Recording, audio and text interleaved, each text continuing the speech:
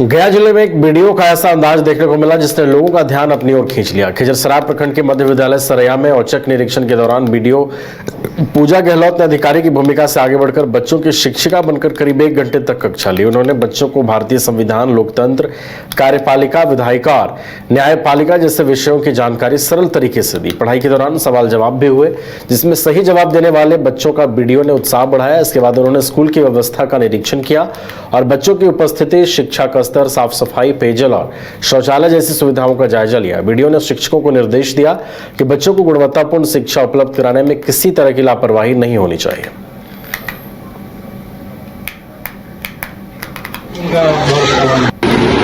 ठीक है, वो कितनी तरह की उसकी कितने प्रकार हैं, अगर हम वेरी गुड, इसके लिए तारीफ।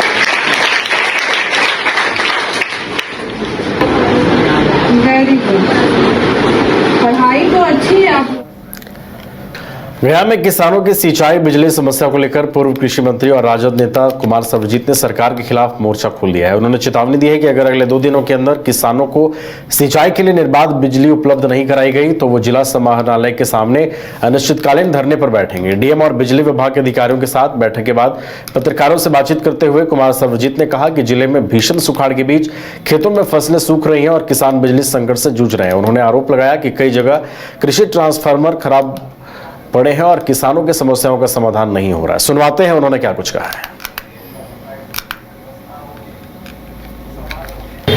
बिहार कृषि प्रधान राज्य है और कोई भी चीफ मिनिस्टर हो उनको किसान की बात करनी पड़ेगी।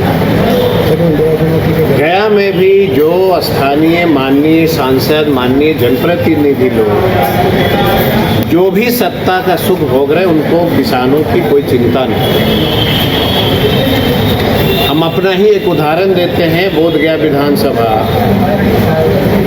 जहाँ पे टनकुप्पा फतेहपुर बिजली 1 घंटा भी नहीं, अगर है तो बल्ब नहीं जलता, मोटर नहीं चलता, ब्लॉकों में बिजली के अभाव में काम ठप है, थाना में बिजली नहीं है।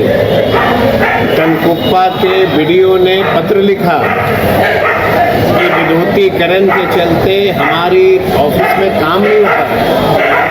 तो मैंने जिलाधिकारी महोदय से आग्रह किया कि आप विद्युत विभाग के वरीय अधिकारियों से लेकर के सब लोग को बुलाइए और किसानों को बिजली मुहैया कराइए, क्योंकि किसान अभी तक मात्र 10 से 15% ही रोपनी कर पाया है।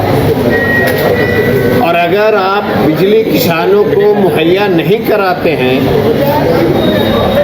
तो हम आपके ऑफिस के बाहर, मतलब कि जिलाधिकारी के चैम्बर के बाहर अनिश्चितकालीन धरना पे बैठेंगे। और मुझे कहते हुए बड़ी खुशी हो रही है कि माननीय जिलाधिकारी ने विभाग को बुलाया और बुला करके इसका निष्कर्ष निकाला। ग्रिड ओवरलोडेड है। जाहिर सी बात है कि जब आपदा आता है तो किसान परेशान है। बिजली वो चाहे वो टोका फंसा के जलाए चाहे जैसे जलाए, उनको तो पेट का सवाल होता है, खेती करेंगे वो।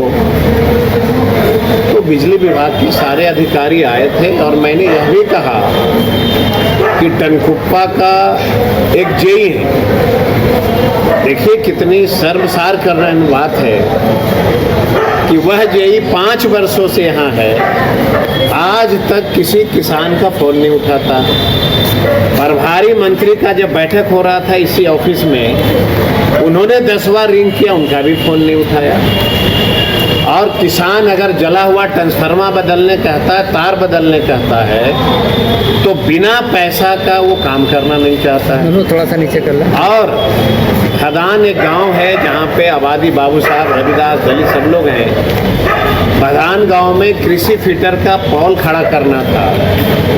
उन्होंने लगभग 1 लाख रुपया किसानों से लिया, जिसका जिन किसानों ने पैसा दिया उन किसानों ने 100 रुपया का स्टम्प पेपर पे शपथ पत्र लिख करके दिया कि पूरे इलाके में हर गांव में ये बिना पैसा लिए हुए कोई काम नहीं करता है। शपथ पत्र लिया है कलेक्टर। वो कलेक्टर को हमने जिलाधिकारी महोदय को हैंडओवर किया है और हमने कहा है कि 2 दिन के अंदर अगर गया जिला में बिजली की सुधार नहीं होती है तो मैं राष्ट्रीय जनता दल की ओर से